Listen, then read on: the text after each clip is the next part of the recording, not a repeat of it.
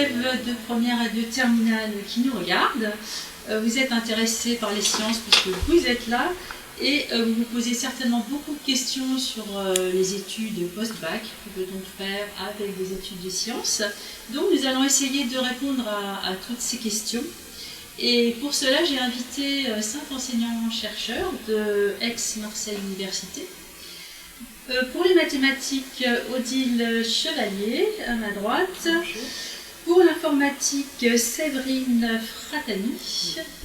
Pour la physique, Laure Ciosa de Lamoine. Bonjour. Pour les sciences, pour l'ingénieur, Bénédicte Allais. Bonjour. Et pour Polytech, Olivier Lemétayer. Bonjour. Voilà, donc nous avons récolté des questions de vos collègues lycéens de première et de terminale dans des lycées de notre académie. Et je pense qu'elles seront représentatives de toutes les questions que vous vous posez vous-même. Et donc nous allons commencer par répondre à ces questions. Nous allons faire donc un jeu de questions-réponses. Et ensuite, à la fin de cette vidéo, nous ferons une conclusion où les enseignants-chercheurs vous diront un petit peu ce qu'il faut que vous sachiez absolument et qui n'a pas été abordé pendant ces questions. Voilà, donc nous allons commencer par la première question qui concerne tout ce qui est école d'ingénieur, classe prépa. Il y a beaucoup de questions, vous nous avez posé beaucoup de questions là-dessus. Donc je vais lister quelques questions et Olivier Lemétayer va vous répondre. Comment choisir l'école d'ingénieur qui nous correspond le plus? Comment choisir une école d'ingénieur? Est-ce vrai qu'afin d'intégrer une bonne école, on doit absolument venir d'une bonne prépa? Quelle classe prépa choisir pour entrer dans une grande école d'ingénieur? Quelle prépa faut-il viser pour entrer à Polytechnique? Les voies possibles, BUT, IUT ou autres, pour accéder ensuite à une école d'ingénieur. Je vous ai dit qu'il y en avait beaucoup, donc je les pose toutes en même temps. Que fait-on en école d'ingénieur? Ça, c'est une vaste question importante. Je pense... Ah oui, y a-t-il des métiers créatifs, manuels, artistiques dans ces métiers plutôt scientifiques? Pouvez-vous donner des exemples? Voilà, je crois que j'ai fait le tour pour ces questions-là. Si vous voulez bien apporter des réponses. Bien sûr, merci beaucoup. Alors, comment choisir d'abord une école d'ingénieur? Alors, tout simplement en fonction des spécialités et des formations que cette école offre. C'est important de voir quels sont les débouchés également que ces écoles offrent, tout simplement. Alors, on effectue une école d'ingénieur pour accéder à un métier, ça il ne faut pas l'oublier, et non l'inverse. Voilà. Ensuite, que fait-on en ingénierie? Je crois que c'était une autre question. Oui. Alors, qu'est-ce qu'un ingénieur en fait? C'est cette question qui est cachée derrière tout cela. Un ingénieur est une personne qui est polyvalente et qui prend part bien sûr à la conception de processus, d'objets, de systèmes divers et variés dans un domaine donné, et qui utilise pour y parvenir des compétences et des connaissances à la fois scientifiques, humaines et sociétales. Ensuite, autre question, y a-t-il des métiers créatifs, manuels, artistiques dans ces métiers qui sont en général un peu plus scientifiques que les autres? Alors oui, bien sûr, il existe des métiers qui allient à la fois les sciences et puis les arts. Par exemple, un architecte qui est de formation artistique à la base doit pouvoir avoir de solides bases, enfin de solides compétences dans l'ingénierie en génie civil, pour la construction d'ouvrages d'art, tout simplement. À cette occasion, il existe à Polytech Marseille un double diplôme qui allie les études d'architecte et puis bien sûr le cursus d'ingénierie à proprement parler, côté génie civil. Ensuite, autre question, je crois, est-il possible de faire des stages? Je crois que c'était une question qui avait été posée. Non, celle-là je ne l'ai pas encore posée, mais il y avait comment choisir une école d'ingénieur par exemple? Alors, comment choisir une école d'ingénieur? Alors, comme je vous l'ai dit, c'était surtout au niveau des débouchés qu'elle offre et surtout le métier. Il faut vraiment viser le métier. Et ensuite, pour accéder à cette école d'ingénieur, il y a plusieurs voies possibles. Par exemple, vous pouvez soit venir de classe prépa classique de type CPGE, soit de classe prépa intégrée, soit d'IUT. Vous pouvez passer tout simplement par un IUT et postuler ensuite pour une école d'ingénieur. Et également, vous pouvez faire une licence au sein de l'université et également postuler à travers différents concours aux différentes écoles d'ingénieurs. Par exemple, à Polytech Marseille, on fait vraiment très attention à avoir un environnement aussi riche et varié en termes de provenance. Donc du coup, une classe préparatoire n'est pas forcément obligatoire pour intégrer une école d'ingénieur. Ça, il faut vraiment le savoir. Il existe beaucoup de possibilités maintenant. Et ce qui fait la richesse justement du personnel que nous avons, et surtout des étudiants que nous formons, c'est la diversité de provenance de ces différents étudiants. Alors, par exemple, tout simplement parce que quelqu'un qui provient d'un IUT aura beaucoup plus d'aisance en termes de travaux pratiques que quelqu'un qui vient de CPGE, et inversement, quelqu'un qui vient de CPGE aura beaucoup plus de compétences en termes de matières fondamentales que quelqu'un qui vient d'un IUT. Et c'est justement ces richesses-là qui, lorsqu'elles sont mises ensemble, qui sont vraiment très importantes dans une école d'ingénieur. Voilà. Oui, alors il y avait une question. Vous voulez ajouter ce qu'il est peut-être intéressant de préciser au milieu de toute cette diversité de formations permettant d'intégrer une école d'ingénieur, c'est le fait que l'intégration de ces écoles se fait par différents concours. C'est-à-dire que votre choix à la sortie du lycée, donc vous l'avez compris, vous allez pouvoir intégrer un IUT, intégrer l'université, intégrer des prépas intégrés. Il faut savoir que, suivant le parcours que vous avez choisi, vous ne rentrerez pas dans ces écoles d'ingénieurs par le même concours. Si je parle de l'université par exemple, nous avons à l'université, donc nous délivrons le titre de licence, mais nous avons aussi une classe universitaire de préparation aux grandes écoles qui s'appelle MPCI, pour maths, physique, chimie, informatique.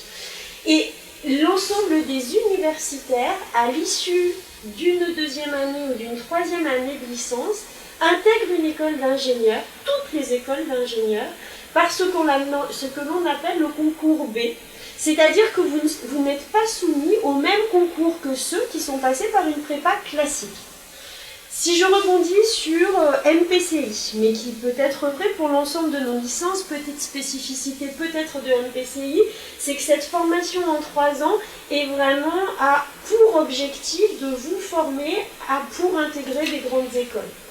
Mais ce sont les étudiants, parce qu'ils accèdent à ces écoles par des concours différents, que l'on appelle le concours B, ne sont pas soumis aux mêmes critères d'admissibilité, comme vous l'avez précisé, et ne sont pas non plus soumis tout à fait aux mêmes pressions. Et ça, c'est important de le préciser. L'accès par l'université, toute école d'ingénieur se doit d'avoir des places pour les universitaires. Toutes ces places ne sont jamais pourvues. Ça veut dire que lorsque vous choisissez l'université pour intégrer une école d'ingénieur, il n'y a pas de compétition les uns avec les autres, c'est votre propre profil et c'est votre propre développement scientifique, personnel et l'énergie que vous allez mettre à cela qui vous permettra d'avoir les moyens ou pas d'intégrer une école. Donc ça n'est pas « je réussis par rapport à mon collègue », c'est « je réussis parce que je me suis personnellement donné les moyens de le faire ». Donc pour cela, à l'université, c'est MPCI, qui effectivement a pour objectif, qui simplement pour information intègre aujourd'hui, que ce soit l'école polytechnique, Supoptique, Normal Sup Paris, Ulm, Cachan, toutes les grandes écoles, et d'autres écoles peut-être un petit peu moins prestigieuses, mais qui débouchent vers d'autres métiers tout aussi intéressants. Donc voilà, c'était pour préciser que différents concours existaient, la pression n'était pas les mêmes sur tous les concours et l'université était une belle alternative lorsqu'on avait le profil pour l'intégrer pour pouvoir accéder à ces écoles d'ingénieurs. Alors, vous représentez donc Polytech Marseille. Est-ce que vous pourriez dire aux élèves la différence entre l'école polytechnique et Polytech Marseille? Parce que je crois que la plupart ne savent pas. Oui, tout à fait. On effectue souvent, et d'ailleurs je l'entends dans beaucoup de salons. Il y a souvent l'erreur, la confusion. Exactement. Alors, il faut savoir que l'école polytechnique, il n'y en a qu'une en France, c'est une école très très élitiste, qui est composée avec un processus qui est très très très sélectif, qui n'a rien à voir avec ce qu'on appelle les écoles du réseau Polytech. Donc Polytech, en fait, derrière ce qui est caché, c'est un réseau. Et c'est un réseau qui est composé de 15 écoles d'ingénieurs universitaires Ils sont toutes au sein de chaque université et qui sont disséminées un petit peu partout en France. Et parmi ces 15 écoles, justement, on essaye de faire on essaye, en tout cas, c'est la règle, les étudiants peuvent, s'ils le désirent, faire une mobilité entre écoles d'ingénieurs Polytech en France. Voilà. Voilà la grosse différence entre ces différentes notions. Ce que je pourrais rajouter, c'est que les écoles du réseau Polytech, ce sont des écoles généralistes qui visent à des métiers, contrairement vraiment à l'école polytechnique où là, on regarde surtout l'élite de la nation française. Voilà. En visant des métiers aussi, mais effectivement, Tout à fait. sur une approche peut-être un petit peu plus... Une sélection en tous les cas qui est beaucoup plus... qui est très grande. Exactement. Allez-y. Oui, si c'est fini, voilà, un commentaire général sur les écoles et le métier d'ingénieur. Parce que là, ce qu'on entend, c'est que finalement, devenir ingénieur, c'est passer par une école, effectivement. Le titre d'ingénieur et le diplôme qu'on obtient à la sortie d'une école d'ingénieur. Mais le métier d'ingénieur, finalement, le mot a été un peu dévoyé. Le métier d'ingénieur, c'est un cadre supérieur scientifique qui est donné après 5 ans d'études. Donc c'est un métier qu'on peut faire en étant issu d'une école d'ingénieur, mais c'est un métier qu'on peut faire aussi en venant d'un master, puisqu'on aura un bac plus 5, donc on a le niveau de diplôme requis. Parfois, suivant ce qu'on voudra faire comme métier de cadre supérieur scientifique, si je le dis correctement, parfois on aura intérêt à passer par une école, parce qu'effectivement l'école nous apportera la meilleure formation pour ce métier-là. Parfois on n'aura pas besoin, on aura intérêt à passer par un master, parce que les masters, qui sont 5 années d'études à l'université, sont parfois très spécialisés dans un domaine, et donc sont ceux qui pourvoient à un métier donné, parce qu'ils ont effectivement cette adaptation et cette possibilité, avec un petit effectif. Donc il faut vraiment, quand on arrive à un certain niveau, regarder ce qu'on veut faire et choisir, école ou université. Très bien, donc je crois qu'on a fait un peu le tour au niveau des écoles d'ingénieurs, au niveau des prépas, on a abordé ce thème, voilà, je pense. Vous avez d'autres choses à ajouter? Non, je pense que ce qui est vraiment important, c'est justement d'insister sur le fait que derrière école d'ingénieur, il n'y a pas que le passage en prépa, il y a plein d'autres passages en fonction du profil de l'élève et de ce qu'il est capable de produire de lui-même, et aussi de la nécessité ou pas d'un encadrement Très bien, on va passer donc à d'autres types de questions. Quelles études pour devenir trader? Alors, bonjour à tous. Donc, la faculté des sciences d'Aix-Marseille Université propose un cursus pour devenir trader. Donc, évidemment, d'abord, il va falloir faire une licence de mathématiques. Pour faire une licence de mathématiques, il faut intégrer le portail Descartes. Et ensuite, la licence de mathématiques de la faculté des sciences d'Aix-Marseille Université, elle a comme débouché 2 masters. Et un des 2 masters s'intitule le master mathématiques appliquées virgule statistique. Dans ce master, vous avez 3 parcours, et il y a un parcours qui s'appelle IMSA, Ingénierie mathématiques et sciences actuarielles, et c'est exactement ce parcours-là qui mène au métier de trader. Voilà. Donc je sais que c'est très spécifique, en même temps les mathématiques financières, c'est quelque chose de très demandé. Il faut savoir aussi que ce parcours IMSA propose des options mathématiques financières qui sont enseignées par l'école centrale, parce qu'il y a un partenariat avec l'école centrale Marseille. Voilà. Donc, après, évidemment, qu'il doit exister aussi d'autres possibilités, en particulier à la FEG, mais nous avons cette possibilité en fac des sciences. En passant par une fac d'économie et gestion. Exactement. Alors, autre question, puis-je faire un cursus de mathématiques si je n'ai pas suivi la spécialité physique? Alors, oui, c'est possible. Donc, comme je viens de le dire, pour intégrer la licence de mathématiques qui commence donc maintenant en 2e année, vous devez passer par le portail Descartes. Donc, c'est le portail qui regroupe 4 licences, mathématiques, informatique, physique, mécanique. Et effectivement, il y a des spécialités qui sont demandées pour intégrer ce portail. Et ces spécialités, vous en doutez, ce sont les mathématiques.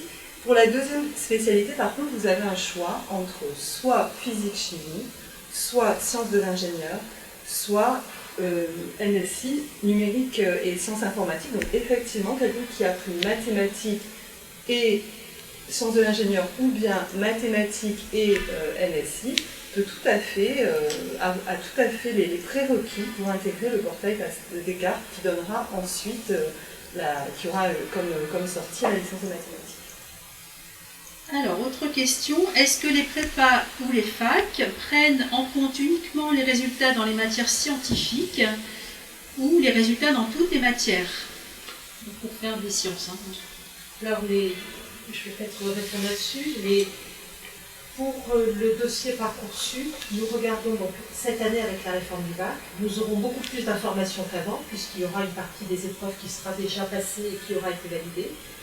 Donc, pour faire des études scientifiques, le premier critère est bien entendu les notes que vous aurez dans les spécialités scientifiques si vous en avez, donc les moyennes que vous avez, mais en fait ce n'est pas la moyenne qui est faite sur votre année, mais nous reprenons les notes que vous avez dans les différentes premières et terminales en sciences pour faire une moyenne scientifique, nous dirons, donc c'est cette moyenne qui sera un critère très important, et nous regardons bien entendu aussi la fiche à venir et le projet de formation motivée. Nous regardons, mais ce n'est pas négligeable, puisque la fiche à venir a quand même 10% de poids dans notre algorithme, puisque c'est le mot qui est employé pour Parcoursup. Donc à 10% de poids dans ce que nous évaluons là-dedans. Donc bien entendu, du coup, en sciences, il est indispensable pour faire une licence en 3 ans, d'avoir fait des mathématiques et les spécialités qui vont être son portail. Mais je pense qu'on fera en point en fin pour bien rappeler exactement toutes les spécialités. Très bien. Quelle école conseillez-vous dans la branche informatique? Alors en informatique, si vous voulez faire une école, je vous conseille surtout les écoles publiques, puisqu'on a beaucoup d'écoles, comme Polytech par exemple, on a beaucoup d'écoles publiques gratuites et qui sont de très très bon niveau. On a les masters qui sont très spécialisés et donc qui permettent, en appui avec les laboratoires, à aboutir à des métiers très, très précis, des choses sur l'intelligence artificielle, des choses sur la sécurité. Enfin, tous les métiers sont accessibles via les masters ou via les écoles d'ingénieurs, et je vous conseille fortement les écoles gratuites, qui sont souvent, en informatique en tout cas, de meilleur niveau que les écoles privées. On peut faire une licence d'informatique, c'est ça? On peut faire une licence d'informatique, un master d'informatique, et après il y a un panel de masters informatiques extrêmement large qui permettent d'aboutir à tous les métiers de l'informatique. Okay. Et le but aussi, on peut faire une spécialité informatique en but aussi, en DUT, l'ex-DUT. Oui, bien sûr, il y a les DUT aussi. Et même les BTS aussi. Enfin, il y a un panel d'études possibles différents, quoi, des BTS à master. Il y a des BTS, il y a beaucoup de BTS en informatique aussi, pour tous les métiers de technicien. Donc il y a pas mal de niveaux possibles. Ah oui. Bac plus 2, bac plus 8. Voilà, c'est ça. Quelles sont les différentes filières ou écoles pour faire des maths et de la physique? Alors, pour les maths, je vais répondre pour les maths. Bon, la licence de maths, il n'y en a qu'une. Donc, comme je disais tout à l'heure, l'entrée de la licence de maths, c'est le portail Descartes. Ensuite, vous avez, pour ceux qui aiment les mathématiques et qui ont plus de mal, par exemple, avec l'informatique, vous avez aussi, dans notre faculté des sciences, une autre licence qui est moins connue, qui s'appelle la licence INIH, qui est commune avec, justement, la faculté d'économie et de gestion. Et cette licence MIAH, en première année, elle a un tronc commun, et après, à partir de la deuxième année, elle a 2 parcours. Un parcours qui va être porté par la faculté des sciences et qui s'appelle mathématiques appliquées aux sciences sociales, et un deuxième parcours qui s'appelle mathématiques et économie, qui sera porté par la faculté d'économie et de gestion. Voilà pour la partie de la question concernant les mathématiques. Pour la physique, la réponse est beaucoup moins simple, puisque, en fait, quand on parle de physique au lycée, vous avez une matière qui s'appelle physique, mais qui, si on regarde maintenant dans les études supérieures, ça va donner une infinité d'écoles, de DUT, de BUT, de BTS, de licences, etc. Donc c'est beaucoup plus difficile de pouvoir répondre exactement comment faire. En fait, tout, si vous voulez faire de la physique, il faut savoir ce qui vous plaît particulièrement en physique, quel aspect, donc un aspect plus théorique et un aspect plus pratique déjà, donc savoir si vous voulez faire des études longues ou des études courtes, et après savoir exactement si dans ce que vous connaissez déjà de la physique, les parties qui vous plaisent et vous orienter en fonction de ça sur les différents types d'études qui vous sont faites. Alors, oui. Ce qui est peut-être intéressant de rajouter, c'est que la physique étant quand même globalement dans tous les domaines, je veux dire, on parlait tout à l'heure de domaines artistiques par exemple, même si la physique n'est pas le chemin privilégié pour atteindre ces métiers-là, en faisant de la physique, on peut travailler dans ces milieux-là. Je suis docteur en physique et je travaille avec la Cité de la Musique sur un violon, sur la qualité de cet instrument. Donc je peux dire que je travaille dans le domaine artistique, non, je suis une physicienne au service de ce domaine-là.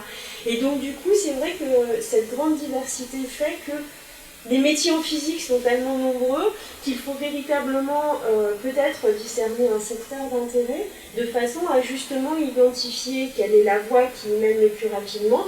Ou alors, il faut aussi voir la physique comme un champ tellement large d'application qu'il permet au fur et à mesure que l'on avance dans les études de se spécialiser vers tel ou tel domaine. Parce que certains d'entre vous ne savent pas ce qu'ils veulent faire. Et ça n'est pas grave. À la limite, on peut se dire qu'est-ce que l'on n'aime pas faire et ça permet simplement peut-être de voir, à travers les maths et la physique, une approche qui ouvre un grand nombre de possibilités. Est-ce que je peux rajouter, j'ai oublié de dire aussi pour les maths, pour rebondir sur ce que Laure a dit tout à l'heure, il y a des mathématiques, bien entendu, dans la licence LPCI. Oui, bien sûr. Ça aussi, ça ouvre. Alors, les mathématiques, en sciences, de toute façon, il y en a partout. Donc ça, je reviendrai sur ça. Après, bon, la question là est plus pour ceux, je pense, qui veulent vraiment faire des mathématiques, mais il y a beaucoup de mathématiques en licence MPCI aussi. Oui, bien sûr. Oui, effectivement, la licence MPCI, pour simplement terminer là-dessus. Donc, c'est une licence qui permet de développer les maths, la physique, la chimie et l'informatique, mais qui, au fur et à mesure des 3 ans, c'est une formation sur 3 ans, au fur et à mesure des 3 ans, les étudiants peuvent se spécialiser sur 2, voire 3 de ces matières. Alors, les maths poussées sont-elles nécessaires en informatique ? Alors, elles sont conseillées. Disons que les études d'informatique nécessitent quand même d'avoir une base solide en mathématiques. Et donc, plus vous aurez fait de mathématiques et plus vos études seront aisées. En tout cas, en licence d'informatique, pour parler de ça, vous avez un équilibre entre les matières appliquées et les matières plus théoriques. Et pour les matières théoriques, c'est des qualités de mathématiciens qui sont demandées. Donc peut-être pas forcément d'avoir une connaissance très large en mathématiques, mais au moins d'avoir la base de raisonnement, savoir écrire des preuves, avoir les bases du raisonnement mathématique, c'est très important. Quels sont les débouchés en mathématiques et en informatique ? Question vaste. Très vaste, je vais commencer, mais je vais résumer. Alors déjà, ce qui est très important, c'est qu'il faut savoir qu'il y a une différence entre la licence généraliste et la licence professionnelle. Donc déjà, la première sortie, c'est ce qu'on appelle la licence professionnelle. Il y a une licence professionnelle qui est attachée à chaque licence dans la faculté des sciences, même en mathématiques. C'est une licence qui est alignée, qui s'appelle les métiers du décisionnel et de la statistique, et qui permet d'accéder au niveau technicien supérieur. Donc ça, c'est déjà un premier type de métier. Ensuite, la licence généraliste de mathématiques, elle va mener au master. Et c'est le master, c'est le choix du master qui va permettre de choisir le métier. En fait, hein. Donc là, vous avez tout un tas de métiers qui vont être issus des 2 masters de mathématiques que nous avons à Aix-Marseille Université. Et enfin, évidemment, pour les meilleurs d'entre vous, il y aura le doctorat de mathématiques, et qui est le diplôme le plus difficile de tous les diplômes, et qui transformera donc l'étudiant en docteur en mathématiques. Et là, j'aimerais insister sur peut-être un point qui n'est pas connu, c'est que le doctorat en mathématiques permet bien entendu de devenir enseignant-chercheur à l'université et chercheur au CNRS, mais il faut savoir quand même que la majorité des doctorants en mathématiques ont du travail dans le service de recherche et développement des entreprises privées. Et ça, je crois que c'est quelque chose qui n'est pas assez connu. Alors maintenant, les mathématiques, évidemment, on en a besoin dans tout. Donc les métiers sont dans des secteurs très variés, l'industrie, la météo, enfin c'est une question qui est très vaste, et je vous invite à lire justement la revue qui a été faite par l'ONICEP, qui qui s'appelle Les métiers des mathématiques et de l'informatique, parce que je trouve qu'il y a des exemples très précis et surtout il y a des idées, parce que moi quand j'étais étudiante en mathématiques, j'avais l'impression que je ne pouvais devenir qu'enseignant, chercheur en mathématiques, et c'est tout. Et en fait, ça c'est vraiment un stéréotype contre lequel il faut lutter. Voilà pour les mathématiques, je laisse la parole à Stéphane pour l'informatique. Donc en informatique, évidemment, il y a les mêmes types de parcours. Hein. On a des licences professionnelles, donc ce sera plus pour des métiers de technicien, de développeur, ce genre de choses. Et puis les mêmes métiers se déclinent quand même jusqu'à Bac+5 et après Bac+8. Donc tous les métiers liés au développement et au logiciel, ingénieur d'études, architecte logiciel, concepteur graphique, jeux vidéo, tout ça, c'est des métiers accessibles. Il y a tout un pan aussi de l'informatique qui s'occupe de la sécurité, la cybersécurité, la sécurité des réseaux, des systèmes. Il y a aussi des pans d'administration, l'administration des réseaux, encore une fois, l'administration des parcs informatiques, des bases de données. Il y a aussi toute une partie de conseil et de management, donc faire du consulting, chargé de veille, chef de projet, tous ces métiers-là. Et puis les métiers basés sur la recherche, donc souvent accessibles après un doctorat, travailler dans la recherche-développement dans les entreprises, et puis évidemment enseignant-chercheur ou chercheur. Alors justement, il y avait une question sur quelles sont les étapes pour travailler dans les laboratoires. On peut rejoindre ce que vous venez de dire. Alors, ce qui est très important de noter, c'est que pour rebondir aussi sur ce qui vient d'être dit, c'est que dans un laboratoire, il n'y a pas que des enseignants-chercheurs et des chercheurs. Dans un laboratoire, vous avez tous les corps de métier et tous jouent un rôle fondamental dans le développement de la recherche et ça c'est vraiment important de le dire et de le préciser. Ça veut donc dire que en fonction du projet que vous allez dérouler au fur et à mesure de vos études, vous allez pouvoir intégrer un laboratoire en tant que technicien.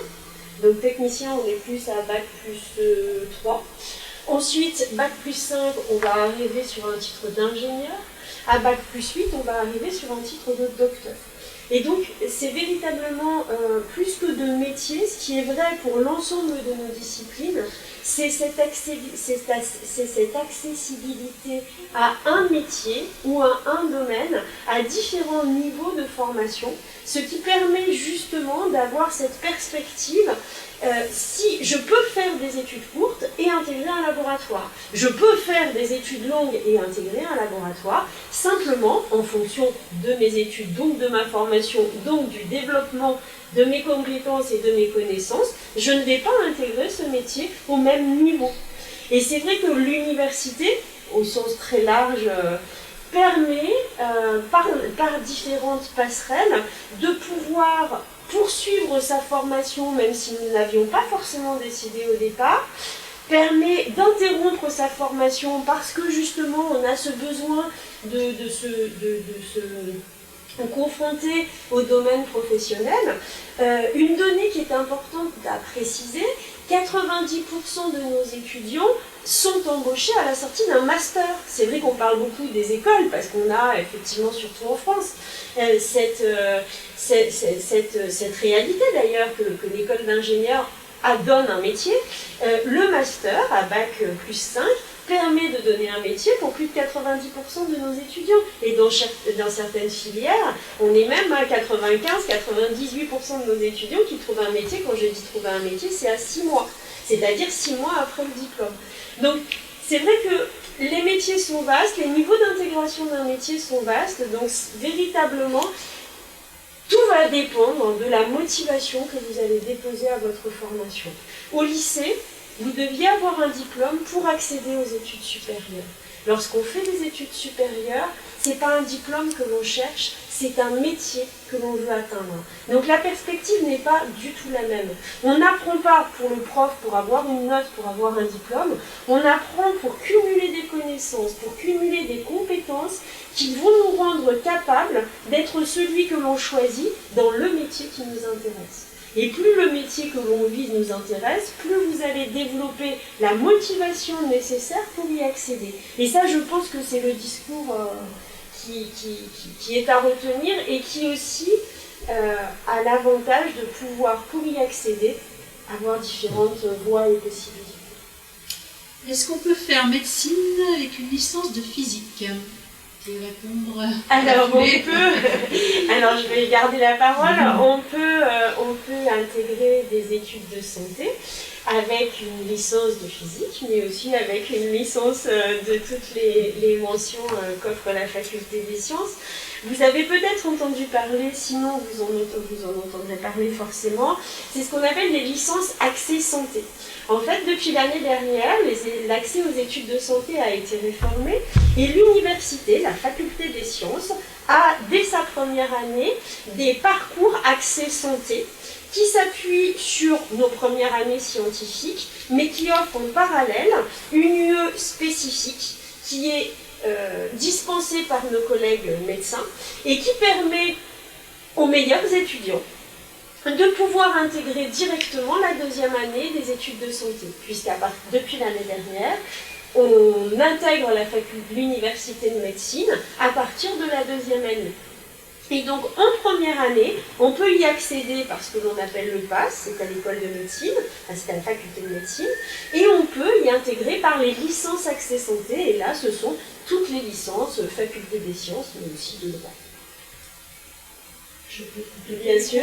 Je pense que du coup, il y a le pendant. Si vous faites le PASS, vous devez prendre un morceau qui s'appelle votre mineur, et ce morceau va vous amener, si vous échouez dans vos études santé, à retourner dans une licence d'autre chose. Donc là, la question était physique, donc à retourner en physique. Donc choisissez votre mineur avec soin aussi, puisque ça veut dire que c'est la deuxième possibilité que vous offrez à vos études. Donc c'est très important. Et dernier point, je pense que c'est un détail très fort, faites un maximum de choix, que ce soit dans vos mineurs ou que ce soit dans les licences, pour vous donner le plus de possibilités d'avoir un oui où vous voulez, dans des choix que vous aurez choisis. Parce que cette année, des étudiants ont fait très peu de choix et donc n'ont pas eu finalement des études de santé comme ils le voulaient. Donc il faut vraiment faire le maximum de choix, si c'est ce que vous voulez.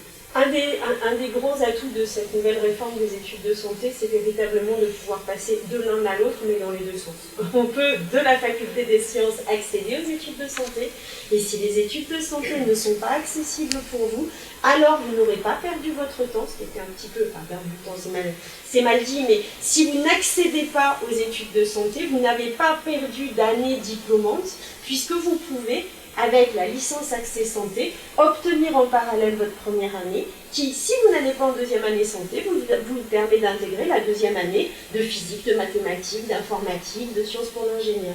Et ça, c'est un réel avantage de cette nouvelle réforme. Je précise qu'il va y avoir une visioconférence spécifique sur les études de santé, donc on va vous détailler tout ça en décembre. Alors, autre question pour changer un petit peu de registre, est-il possible de faire des stages ?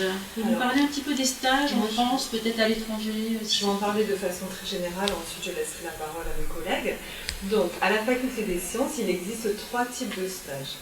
Le premier type, c'est le stage au mérite, c'est-à-dire que nous proposons à tous nos étudiants qui ont obtenu plus de 16 de moyenne à la fin du semestre 1, un stage qui va être rémunéré au mois de juin dans un laboratoire. L'objectif, c'est de sensibiliser nos meilleurs étudiants à la recherche. Ensuite, il existe des stages qui sont inclus dans les maquettes, notamment en L3, en L2, alors ça va vraiment dépendre de chaque licence. Et enfin, nos étudiants ont la possibilité de trouver eux-mêmes des stages qui vont conduire à des bonus pour l'année d'après, pour l'année N+1.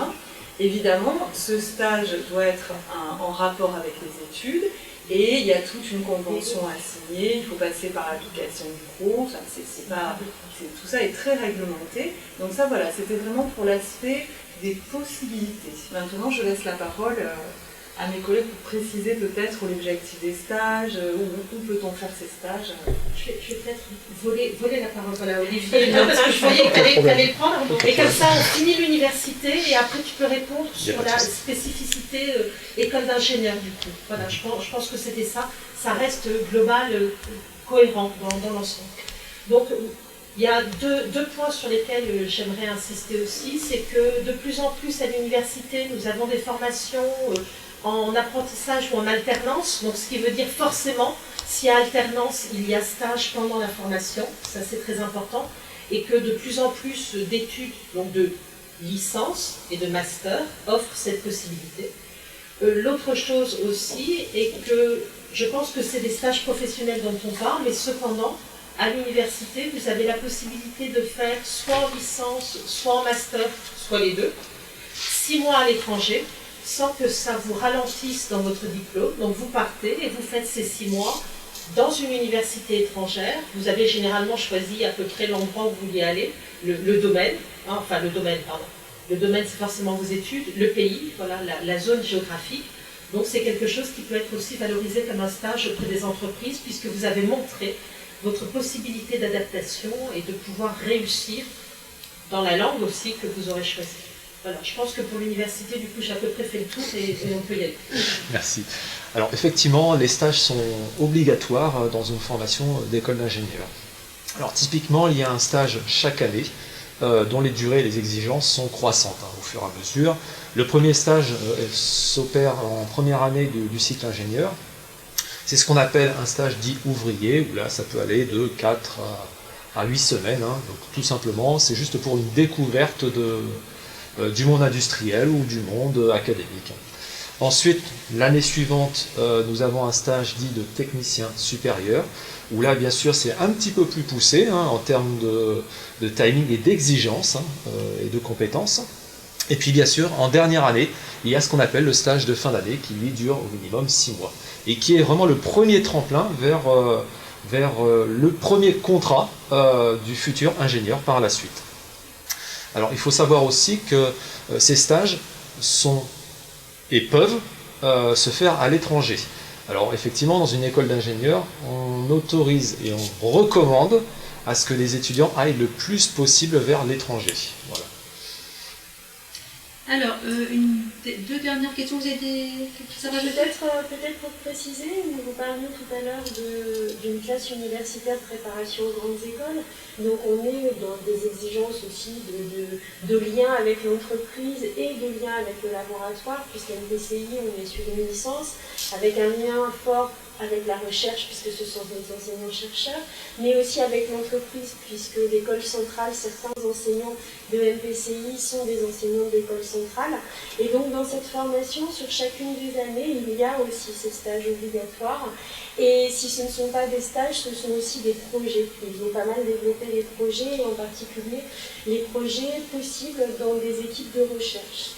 Et pour ma part, j'ai accueilli ce genre d'élèves et c'est vrai que ça permet véritablement une vraie insertion quasi professionnelle, dans un milieu professionnel en tous les cas, et c'est très important pour ces étudiants qui se projettent vers des écoles d'ingénierie.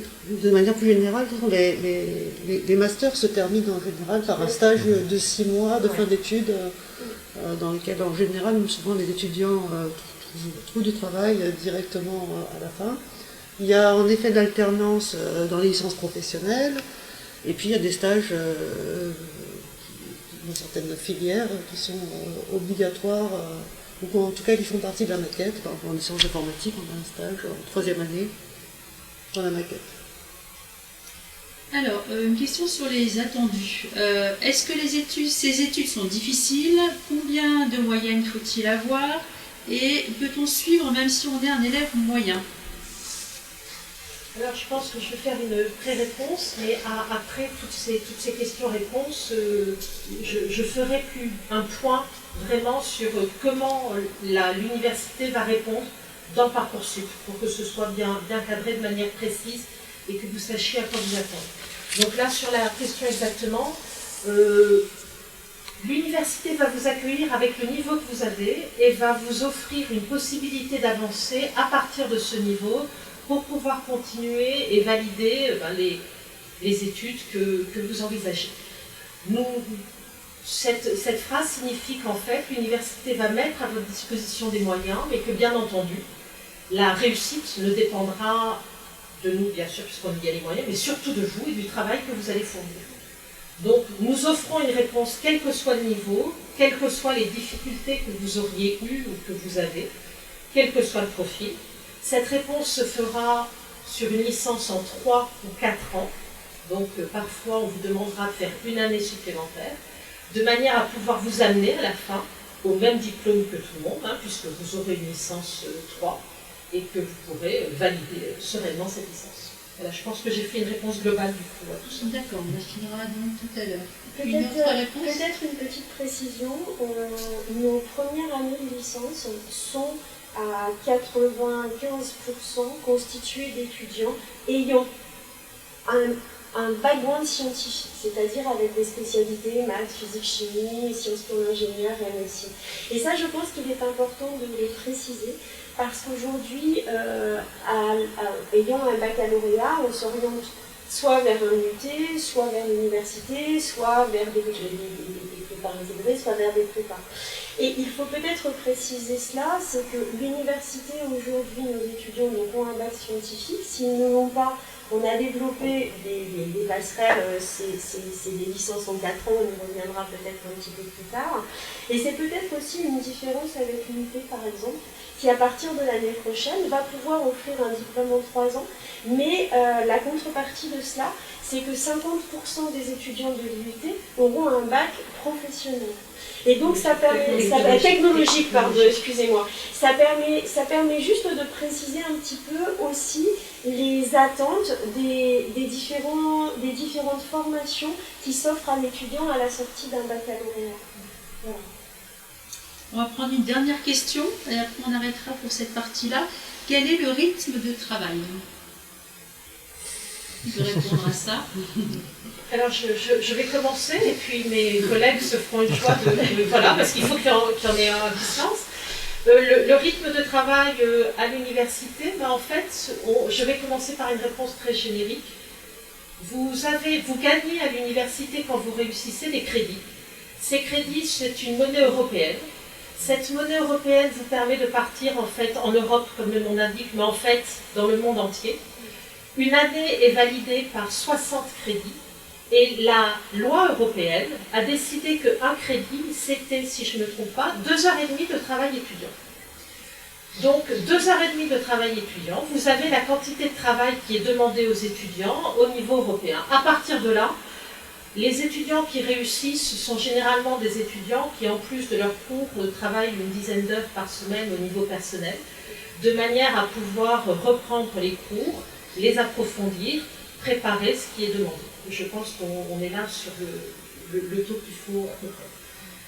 Ça, c'est le rythme, la quantité de travail qu'on vous demande. Maintenant, le rythme, nous sommes séparés en semestres, ce qui est une nouveauté à l'université. Et donc, nous avons 2 semestres, un qui finit en janvier. Nous avons des examens qui clôt les matières qui sont faites jusque-là. Et à partir de là, vous commencez un 2e semestre qui finit en mai. En mai, vous avez des examens qui clôt le 2e semestre. Et nous avons une nouveauté pour vous, ce qui s'appelle une session de rattrapage pour les étudiants qui n'arriveraient pas à valider leur année en janvier et en mai. Voilà, je pense qu'on est sur le rythme de l'année. À froid, je crois pas d'autre que pour compléter, je dirais que tous les premières années ont un enseignement obligatoire qui s'appelle la méthodologie. Et donc justement, l'objectif, c'est d'apprendre à apprendre. Parce que le problème, c'est que vous devez accumuler des connaissances, mais il faut aussi savoir s'organiser à la maison. Et moi, je pense que justement, la différence entre les étudiants qui sont en difficulté et ceux qui sont moins en difficulté, c'est qu'en fait, ceux qui réussissent spontanément ont acquis de façon intuitive les bonnes méthodes d'apprentissage, et par contre ceux qui sont très en difficulté, c'est ceux qui ne les connaissent pas intuitivement, et donc il y a tout un travail fait dans cette étude de méthodologie qui est obligatoire au premier semestre pour leur apprendre les bonnes méthodes d'apprentissage. Voilà. Est-ce qu'on peut préciser aussi pour les cours en amphi, les TD, les TP Bien sûr, alors vous avez des cours, vous pouvez avoir des cours en amphi, donc ce qu'on appelle encore des cours magistraux. Ils sont de plus en plus rares et les amphis sont généralement d'une centaine d'étudiants, on est bien à peu près, voilà. Vous avez ensuite des groupes de travaux dirigés dans lesquels vous êtes en groupe plus petit, une quarantaine d'étudiants maximum. Puis nous avons des travaux pratiques dans lesquels, là par contre, vous êtes en petits groupes Donc généralement c'est une quinzaine d'étudiants, donc c'est le tout petit groupe, la petite unité universitaire. Vous voyez que chaque groupe finalement a quelque chose de différent. Dans un cours magistral, on va vous faire un cours de manière un peu traditionnelle comme vous faites actuellement au lycée. Dans des travaux dirigés, on va vous faire des exercices d'application. Il y a un moment plus fort d'interaction avec l'enseignant pour essayer de comprendre les différents savoirs qui sont mis en œuvre. Dans les travaux pratiques, comme leur nom l'indique, vous allez mettre en œuvre les différents savoirs pour effectuer une tâche. Donc cette tâche peut être, si on prend de la physique, une expérience, mais il y a les mêmes travaux pratiques en informatique où vous êtes effectivement effectuer une tâche sur vos ordinateurs. Moi, je voudrais ajouter aussi, pour combattre certains stéréotypes qui misent énormément la faculté des sciences, premièrement, nos amphis ne sont pas surchargés. Donc ce qu'on voit à la télévision avec les gens qui sont assis les uns sur les autres, ça ne concerne pas la faculté des sciences. Ensuite, on demande évidemment à l'étudiant de travailler beaucoup à la maison, mais en même temps, il n'est pas livré à lui-même. C'est-à-dire que nous avons, en plus des examens de janvier, de mai et la session de rattrapage de juin, mis en place le contrôle continu. Le contrôle continu, ce sont toutes les évaluations qui vont faire partie de la note finale, qui ont lieu pendant tout le semestre, qui sont des partiels, donc le partiel c'est un peu comme un bac blanc, qui sont des interrogations TD et qui sont les travaux pratiques qui n'interviennent pas dans toutes les matières mais qui interviennent dans toutes les matières et qui sont forcément évalués. Voilà, ensuite, je crois que... Qui permettent quand même, ce contrôle continu vous permettra, vous étudiants, de regarder où vous vous positionnez par rapport au groupe, ça c'est important, regarder où est-ce qu'on en est de son degré d'apprentissage. Permet aussi aux enseignants de t'aider, donc un groupe de 20 étudiants, ça veut dire que corriger des copies de ces 20 étudiants régulièrement, on connaît nos étudiants, on connaît leurs lacunes, on est capable de les aider vers pour telle ou telle notion. Dans certaines formations, alors là, typiquement MPCI, parce qu'ils ont d'autres sources de financement, propose aussi ce que l'on appelle des enseignants référents, où là, on a un suivi individuel de l'étudiant. Mais on est sur certaines formations, malheureusement toutes nos formations ne peuvent pas prétendre à ce statut d'enseignant référent, mais sachez quand même que l'étudiant soumis à lui-même, qui doit trouver tout seul sa voie, sa quantité de travail et ce qu'il faut faire, c'est quelque chose vers lequel l'université tend au fur et à mesure que l'on progresse. En master, on attendra plus d'autonomie de votre part qu'en première année, mais en première année, l'encadrement d'un étudiant à l'université est vraiment un accompagnement de proximité de toute façon. Et encore plus, voilà, et encore plus, et là c'est une continuité sur ce qu'on vous appellera les filières d'aide à la réussite, dans lesquelles justement on retrouve ce principe de référence, ce renforcement du contrôle continu et ce renforcement du lien, pour que les étudiants qui ont été ou qui sont encore en difficulté puissent avancer plus sereinement vers une réussite et acquérir la méthodologie qui manque très souvent, avancer, combler ses lacunes. Voilà. Le lien est très fort. Et si je peux rajouter un point, un autre...